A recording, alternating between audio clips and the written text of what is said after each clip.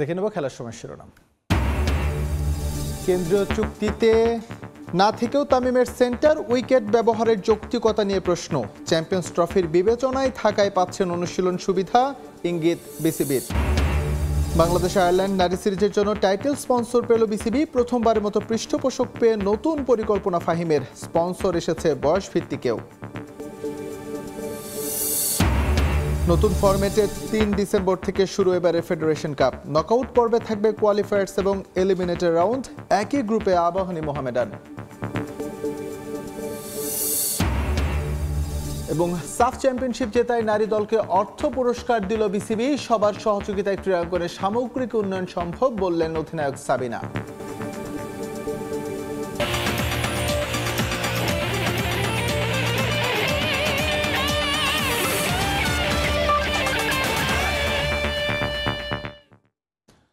Champions trophy দিয়ে কি আবারও আন্তর্জাতিক ক্রিকেটে ফিরছেন তামিম ইকবাল? ক্রিকেট বোর্ডের কর্মকর্তাদের কথাতে তেমনই ইঙ্গিত।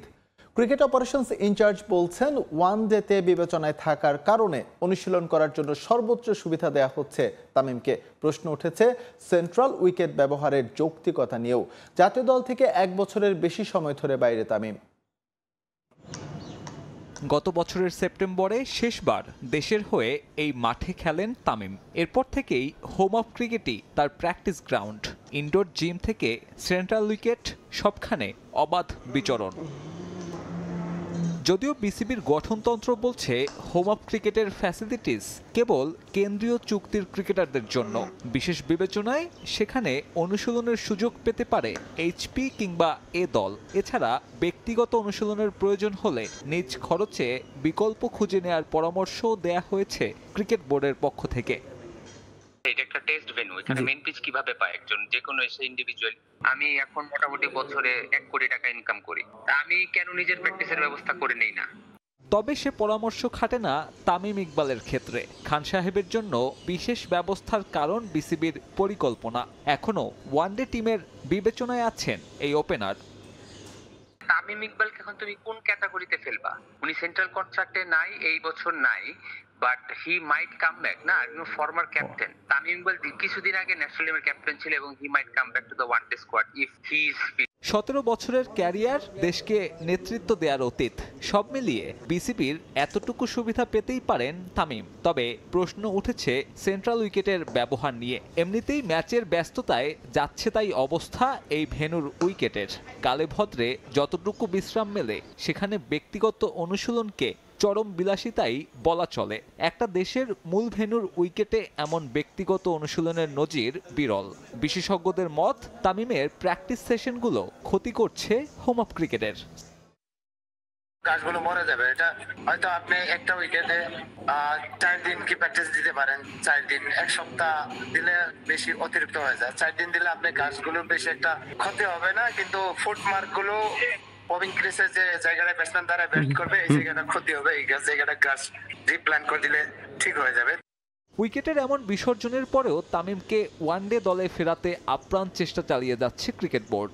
তবে প্রশ্ন ওঠে, চ্যাম্পিয়ন্স ট্রফির মাস 3 বাকি থাকায় এই ক্রিকেটারের নিজেকে প্রমাণের মঞ্চ কই, নাকি কেবল নামের ভারেই সরাসরি প্রত্যাবর্তন ঘটাবেন সাবেক টাইগার অধিনায়ক? সাব্বির মিথুন, সময় সংবাদ, ঢাকা। টি-20-র প্রতি অতিরিক্ত আগ্রহ এবং গুরুত্ব দিতে গিয়ে সাদা পোশাকের ক্রিকেট থেকে দূরে সরে যাচ্ছে তরুণরা, যে কারণে ভালো স্কিলফুল ক্রিকেটার পাওয়া নির্বাচকদের জন্য কঠিন হয়ে যাচ্ছে বলে মনে করেন আব্দুর রাজ্জাক। তার মতে শর্টার ভার্সন ক্রিকেটের মোহ কাটিয়ে প্রথম শ্রেণীর টুর্নামেন্টগুলোতে মনোযোগী হলেই ভালো টেস্ট ক্রিকেটার পাওয়া সম্ভব। আর তাহলেই কেবল জাতীয় দলের পাইপলাইন নিয়ে আলাদা করে ভাবতে হবে না বোর্ডকে। জাতীয় লিগের 5ম রাউন্ড শেষ হয়ে 6ষ্ঠ রাউন্ডের প্রস্তুতি চললেও এখনও তেমন নজর কাড়া কাউকে খুঁজে পাননি নির্বাচকরা। মূলত শর্টার ভার্সনের দিকে অতিরিক্ত ঝোঁকের কারণে ক্রিকেটারদের স্কিল ডেভেলপ হচ্ছে না বলে মনে করেন বিসিবির নির্বাচক Abdur Razzak. Bitter truth is, সবাই টি-20 খেলার জন্য খুবই উদ্গ্রীব, সবাই টি-20টাকেই ক্রিকেট মনে করছে। এটা হচ্ছে সবচেয়ে কারণ। যদিও আমার কাছে যেটা মনে হয় যে বিপিএল থেকে আপনার প্রিমিয়ার লিগে হয়তো বেশি আর্ন করে প্লেয়াররা, বাট তারপরেও কেন যেন সবার টি-20-র উপর একটা এক্সট্রা ঝোঁক আছে। তো এইটা একটা বড় কারণ বলে আমার মনে হয়। অ্যান্টিগায় একদিন পরেই সাদা পোশাকের ক্রিকেটে নামবে বাংলাদেশ। এই মাঠে এখন পর্যন্ত কোনো জয় নেই টাইগারদের। রঙিন পোশাক বাদ দিলে টেস্টের হিসেবটা বেশ ভয়াবহ। এখানেই 43 রানে অল আউট হওয়ার লজ্জায় ডুবেছিল লাল সবুজ। এমন সিরিজের আগে একেবারেই স্বস্তিতে নেই ফিল সিমন্স বাহিনী। ভারত আফ্রিকা সিরিজের পর ব্যাটারদের উইলোতে যে রান আসেনি দ্বীপপুঞ্জের প্রস্তুতিতেও। শুরু অন্তত করতে পারি আমরা টেস্ট ম্যাচ জিতবো এটা বলে যে কারো সাথে, তো তারপর সব সময় যে ক্লিক করে সেটা না, বাট আমি আশা করব যে এবার আমাদের প্রত্যেকটা সেক্টরে ক্লিক করবে, লাইক পাকিস্তানে যেমন হয়েছে। আমরা আমাদের ড্রিম টেস্ট সিরিজ খেলেছি, তো আমিও আশা করব যে ওয়েস্ট ইন্ডিজে আমরা ওইভাবেই শুরু করব। এবারের জাতীয় লিগে সবার মাঝে আলাদা একটা নাম অমিত হাসান। তার একটার পর একটা সেঞ্চুরি, ডাবল সেঞ্চুরি চোখে পড়েছে বিসিবি সংশ্লিষ্টদেরও। তবে তাকে নিয়ে এখনই কোনো তাড়াহুড়া করতে চান না নির্বাচক রাজ্জাক। আমরা ওয়েট করছি যে ভালো খেলুক এবং এরকমভাবে ভালো খেলুক যাতে আমাদের কোনো সন্দেহ না থাকে। আমি কখনোই বলতে পারবো না যে এই ছেলেকে নিলে এই ছেলে ভালোই খেলবে। তো যেহেতু আমাদের দেখার জায়গা এই জায়গাগুলো, সেটাতে আমরা চেষ্টা করছি দেখার, এবং ডেফিনেটলি অমিত হাসানের নাম বলেছেন। অমিত খুবই সিগনিফিক্যান্ট পারফর্ম করছে। আমরা আরও আশা করব যে বাকি যে 2-3টা রাউন্ড রয়েছে ওখানেও ভালো করবে। নিয়ন মুহাইমিন, সময় সংবাদ। প্রথমবারের মতো কোনো দ্বিপাক্ষিক সিরিজে স্পন্সর পেয়েছে বাংলাদেশ নারী ক্রিকেট দল। আসন্ন আয়ারল্যান্ড সিরিজের টাইটেল স্পন্সর হিসেবে যুক্ত হয়েছে সেনোরা। নারী ক্রিকেটে ভিন্ন মাত্রা যোগ করতে মেয়েদের বিপিএল আয়োজনের কথা জানান নাজমুল আবেদিন ফাহিম। পরিবর্তিত বাংলাদেশে শুধু নারীর ক্রিকেটেই নয়, বর্তমানে এনসিএল সহ বয়সভিত্তিক দলেও স্পন্সরে আগ্রহ দেখাচ্ছে পৃষ্ঠপোষক প্রতিষ্ঠানগুলো। বিসিবিতে বড় রদবদলের পর পরিবর্তনটা চোখে আঙুল দিয়ে দেখিয়ে দিচ্ছেন বর্তমান দায়িত্বরত কর্মকর্তারা। যেখানে এতদিন স্পন্সর সংকটে নারী ক্রিকেট ছিল অনেকটাই নিষ্প্রভ, সেখানে তারা পেল প্রথমবারের মতো কোনো দ্বিপাক্ষিক সিরিজে টাইটেল স্পন্সর, যা নতুন একটি মাইলফলক বাংলাদেশ ক্রিকেটের জন্য। আসন্ন আয়ারল্যান্ড নারী দলের বিপক্ষে সিরিজের জন্য টাইটেল স্পন্সর হিসেবে যুক্ত হয়েছে সেনোরা, আর সহযোগী স্পন্সর হিসেবে থাকছে রুচি। মিরপুর শেরে বাংলা জাতীয় ক্রিকেট স্টেডিয়ামে এক সংবাদ সম্মেলনে আয়ারল্যান্ড সিরিজের পৃষ্ঠপোষকের ঘোষণা করা হয়। এ সময় উপস্থিত ছিলেন বিসিবি পরিচালক ফাহিম সিনহা, নাজমুল আবেদিন ফাহিম, নারী উইং এর প্রধান হাবিবুল বাশার এবং পৃষ্ঠপোষক প্রতিষ্ঠানের কর্মকর্তারা। তারা আরও একবার প্রমাণ করলেন, ইচ্ছা আর আগ্রহ থাকলে কোনো কিছুই থেমে থাকে না। তাহলে কি এই সদিচ্ছার অভাবটাই অতীতে ভুগিয়েছে মেয়েদেরকে? আগে কেন হয়নি সেটা তো বলতে পারবো না। এখন আমরা অপরচুনিটি দেখে আমরা অ্যাপ্রোচ করেছি, পেয়েছি। কমিউনিকেশনটা ইম্পর্টেন্ট, কিভাবে আমরা প্রচারটা করবো, ইম্পর্টেন্সটা তাদেরকে বোঝানো। আর যেহেতু আমরা জানি স্কোয়ারের একটা সবসময় স্পোর্টসের সাথে একটা কন্ট্রিবিউট করার একটা আগ্রহ থাকে, অন্যান্য স্পোর্টসের সাথেও আমরা সবসময় সহযোগিতা করে থাকি। তো অ্যাপ্রোচ করাতেও তারা রাজি হয়েছে। So very much thankful to them. প্রথমবারের মতো 3টি করে ওয়ানডে ও টি-20 সিরিজ খেলতে বাংলাদেশে আসছে আয়ারল্যান্ডের মেয়েরা। ওয়ানডে ম্যাচগুলো হবে মিরপুরে, আর টি-20-র ভেন্যু সিলেট। আয়ারল্যান্ডের বিপক্ষে হোম কন্ডিশনের সুবিধা নিতে চাইবে নিগার সুলতানার দল। একটু স্নাইচার থাকবে, যেহেতু তাদের উপরে পার্সোনাল প্রেশার আছে একটু, সেটা খুব স্বাভাবিক। বাট সোফার তাদেরকে দেখে মনে হচ্ছে তারা বেশ দৃঢ় প্রতিজ্ঞ এই সিরিজটাতে ভালো করার জন্য। কারণ সবাই চাচ্ছে, সবাই তো চাই ওয়ার্ল্ড কাপ খেলতে, এবং যেহেতু হোমে একটা খেলা, অ্যাডভান্টেজটা আমরা সবাই নিতে চাই। সমান প্রাইজ মানির ঘোষণা দিয়ে ছেলেদের সমান মর্যাদা মেয়েদেরকে দিয়েছে আইসিসি। তবে ম্যাচ থেকে শুরু করে টুর্নামেন্ট কিংবা প্র্যাকটিস ফ্যাসিলিটি সব দিক থেকেই বাংলাদেশে ছেলেদের থেকে পিছিয়ে নারী ক্রিকেট।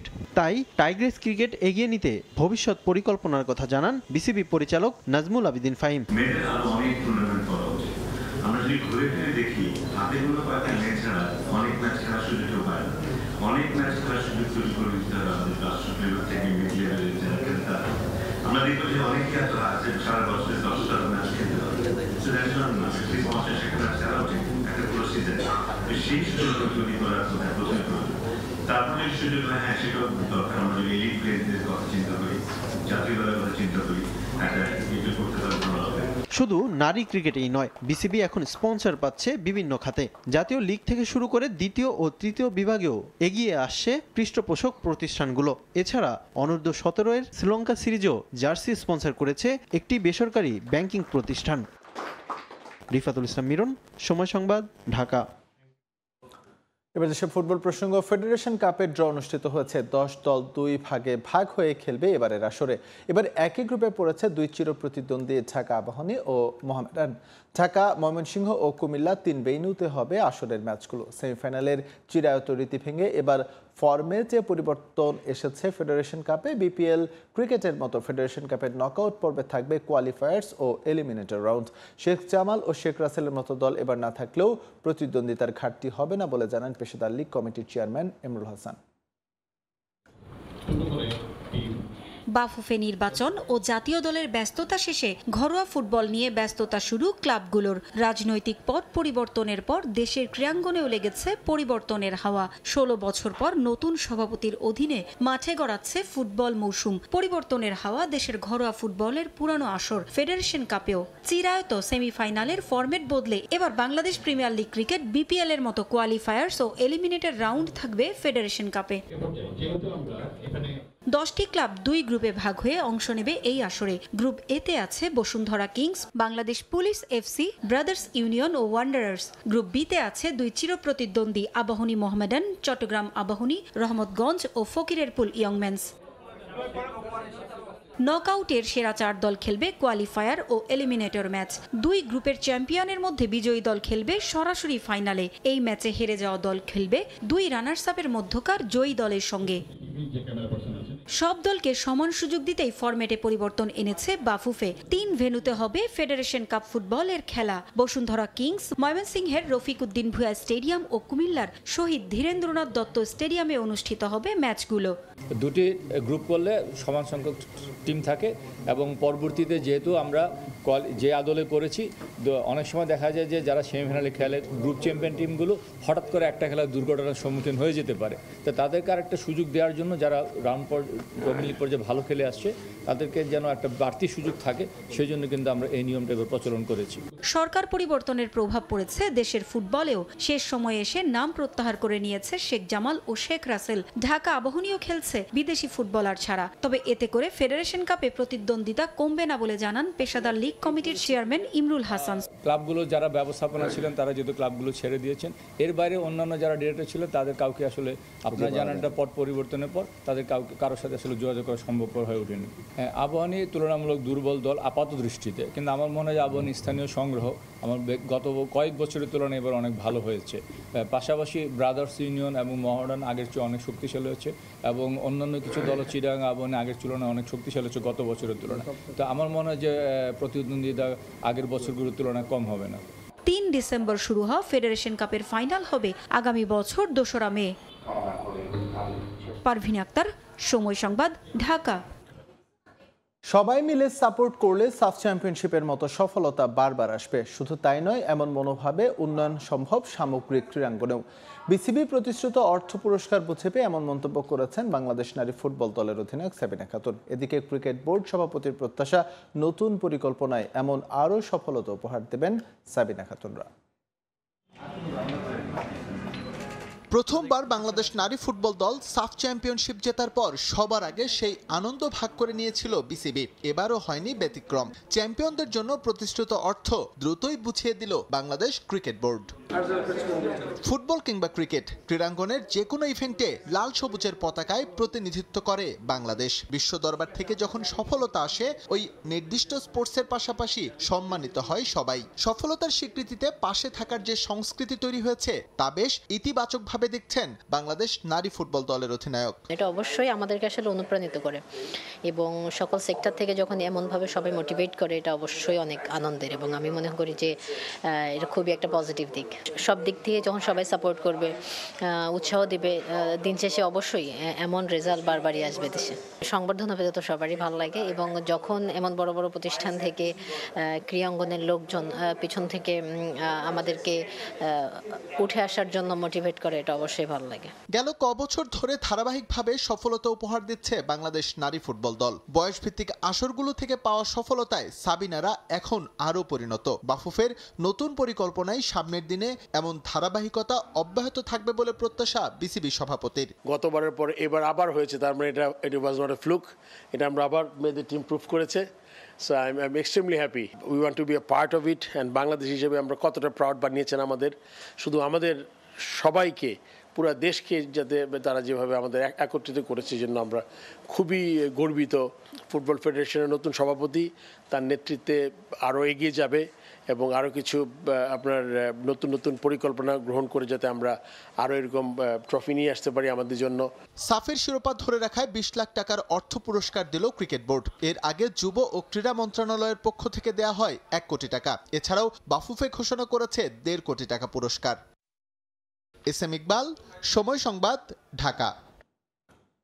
এদিকে সাফ শিরোপা জয়ের পর সাতক্ষীরায় নিজ বাড়িতে ফিরেছেন জাতীয় নারী ফুটবল দলের ডিফেন্ডার আফিদা খন্দকার। এই ফুটবলার ফেরায় তার বাড়িতে বইছে আনন্দের জোয়ার। মেয়ের এমন সফলতায় উচ্ছ্বসিত আফিদা খন্দকারের বাবা মা।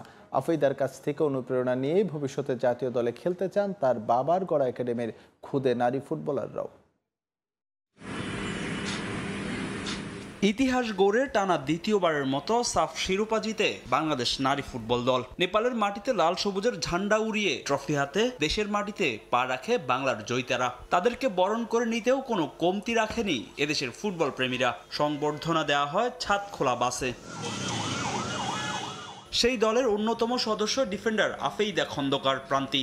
অতন্দ্র প্রহরীর মতো প্রতিটি ম্যাচে বাংলার রক্ষণভাগ সামাল দিয়েছেন তিনি। দলের প্রয়োজনে গোলও করেছেন আফিদা। নারী ফুটবল দলের সাফ জয়ে তার অবদান অনস্বীকার্য।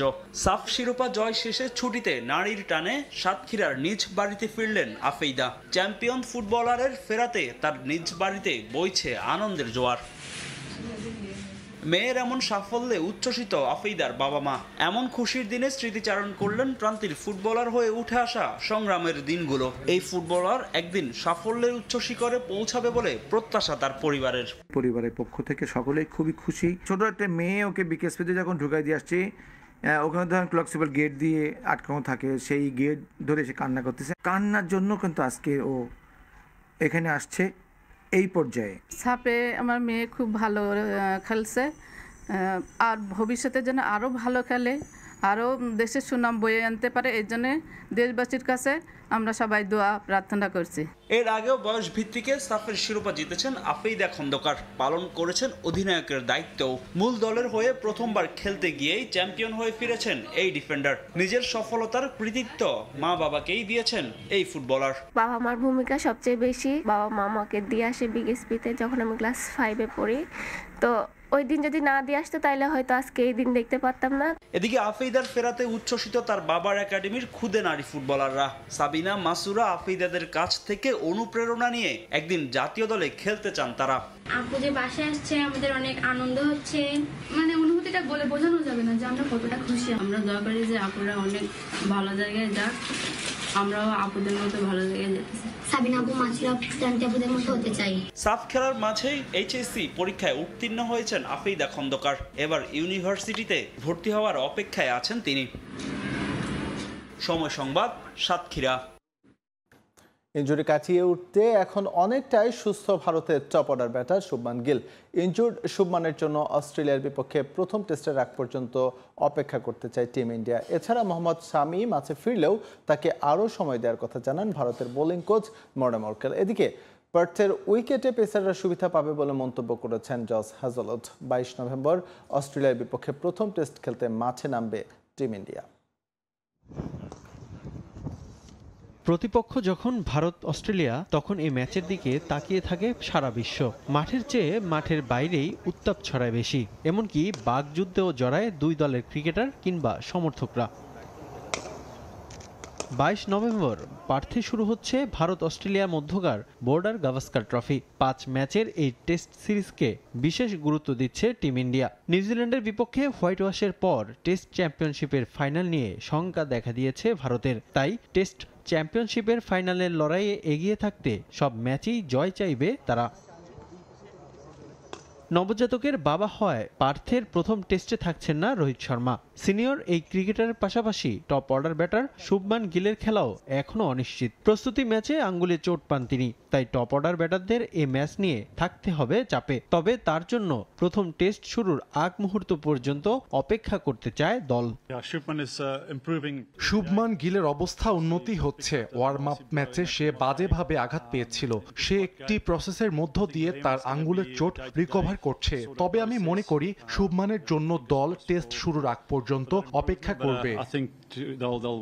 এদিকে ওয়ানডে বিশ্বকাপ ফাইনালের পর ইনজুরিতে পড়েন মোহাম্মদ শামি, করিয়েছেন অস্ত্রোপচারও। ইনজুরি কাটিয়ে দীর্ঘদিন পর রঞ্জি ট্রফি দিয়ে মাঠে ফেরেন শামি। প্রায় 1 বছর পর মাঠে ফিরেই 7 উইকেট তুলে নেন তিনি। তবে জাতীয় দলে ডাক পেতে শামিকে আরও কিছুটা সময় দিতে চান মর্কেল। মোহাম্মদ সামি খেলায় ফিরেছেন এবং উইকেট নিয়েছেন, এটা স্বস্তির খবর। তবে তাকে পাওয়ার জন্য আমাদের ধৈর্য ধরতে হবে। লাল বল কিংবা সাদা বল যে কোনো ফরম্যাটে ফিরতে তার শরীরকে আরো সময় দিতে হবে। তাকে মাঠে দেখা স্বস্তির কারণ, সে একজন ওয়ার্ল্ড ক্লাস বোলার। এদিকে ম্যাচ শুরুর আগে বেশ চনমনে অস্ট্রেলিয়ার ক্রিকেটাররা। 12 ম্যাচে 8 জয়ে টেস্ট চ্যাম্পিয়নশিপের শীর্ষে অজিরা। এবার ঘরের মাঠে উইকেট থেকে সুবিধা নিয়ে এগিয়ে থাকতে চায় অস্ট্রেলিয়া। আমরা ভারতের বিপক্ষে অনেক ম্যাচ খেলেছি, বিশেষ করে বিরাটের মতো সিনিয়র খেলোয়াড়দের বিপক্ষে। এখানকার উইকেট কিছুটা আলাদা, পেসাররা সুবিধা পাবে এই উইকেট থেকে। ভারতেরও ভালো বোলার আছে। পার্থে শুক্রবার ভারতের বিপক্ষে প্রথম টেস্ট খেলতে মাঠে নামবে অস্ট্রেলিয়া। রিফাতুল ইসলাম মিরন, সময় সংবাদ। প্রিমিয়ার লিগ খেলার লক্ষ্যমাত্রা নিয়ে ঢেলে সাজানো হচ্ছে উদিতি ক্লাব। এর জন্য ভালো মানের ক্রিকেটার দলে ফেরানোর পাশাপাশি কোচ হিসেবে দায়িত্ব দেওয়া হয়েছে সরোয়ার ইমরানকে। আজ নাসির ট্রেড সেন্টারে কোচ ও খেলোয়াড়দের সাইনিং সম্পন্ন হয়। কেক কেটে অনুষ্ঠানের উদ্বোধন করেন ক্লাবের নতুন সভাপতি গোলাম মহিউদ্দিন। এ সময় উপস্থিত ছিলেন সাধারণ সম্পাদক কাজী ইয়াদ মঈনুদ্দিন। 1963 সালে প্রতিষ্ঠিত হয় ঢাকার ঐতিহ্যবাহী এই ক্লাব। বর্তমান বিসিবি সভাপতি ফারুক আহমেদ সহ বহু নন্দিত ক্রিকেটার এই ক্লাবে খেলার নজির আছে। একসময় প্রিমিয়ার লিগে খেললেও সম্প্রতি 3য় বিভাগ খেলছে উদিতি ক্লাব। এবার উত্তীর্ণ হয়েছে 2য় বিভাগে। এরই ধারাবাহিকতায় ক্লাবটির পুরনো ঐতিহ্য ফেরানোর উদ্যোগ নিয়েছে বর্তমান কমিটি। চুক্তি করা হয়েছে প্রথম বিভাগে খেলা বেশ কয়েকজন ক্রিকেটারের সঙ্গেও। ক্রিকেটের পাশাপাশি ফুটবল এবং হকির সঙ্গেও সম্পৃক্ততা রয়েছে উদিতি ক্লাবের।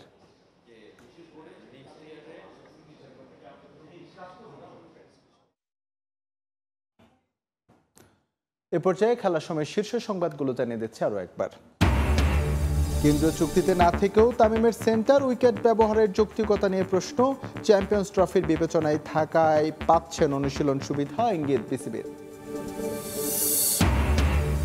বাংলাদেশ আয়ারল্যান্ড নারী সিরিজের জন্য টাইটেল স্পন্সর পেল বিসিবি। প্রথমবারের মতো পৃষ্ঠপোষক পেয়ে নতুন পরিকল্পনা ফাহিমের। স্পন্সর এসেছে বয়সভিত্তিকে। এবং নতুন ফরম্যাটে 3 ডিসেম্বর থেকে শুরু এবারে ফেডারেশন কাপ। নকআউট পর্বে থাকবে কোয়ালিফায়ার্স এবং এলিমিনেটর রাউন্ড। একই গ্রুপে আবাহনী মোহামেডান।